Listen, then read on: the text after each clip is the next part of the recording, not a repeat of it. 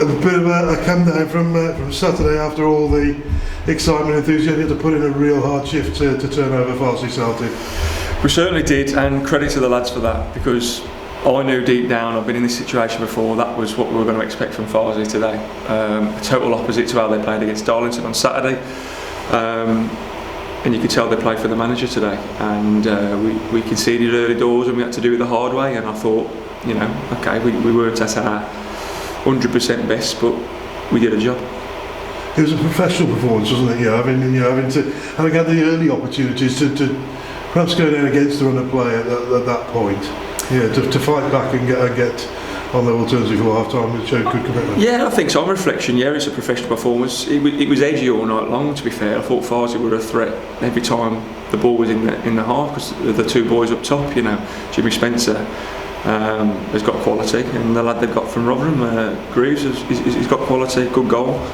And I just thought every time we give away possession, we looked a bit edgy tonight, and but you've got to get games like that. I think probably the expectation of we should win that game was probably overtook everything really today. But full credit, because I know they're tough games.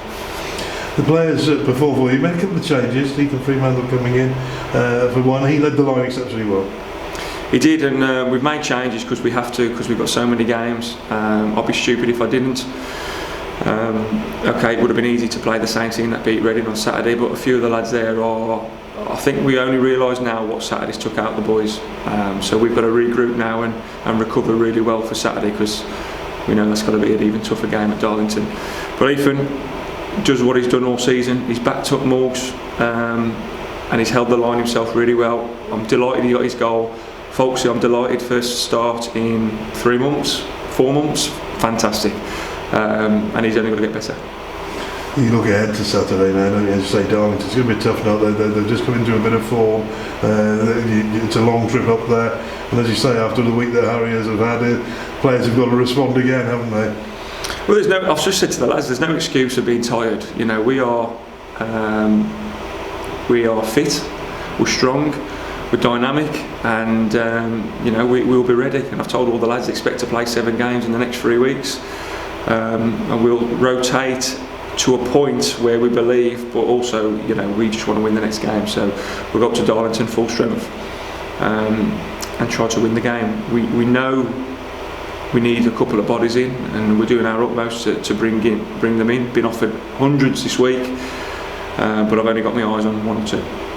He had the opportunity as well just to give 10 minutes to Manning, who just come in from Altrincham. Yeah, and delighted he come on, because you know what, he's been here for a month and hasn't kicked a ball.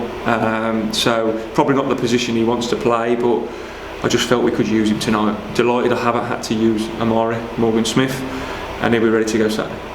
Well, congratulations on the win, professional job, and obviously Harriers fans will be hoping you come back with 3 points from Feetums.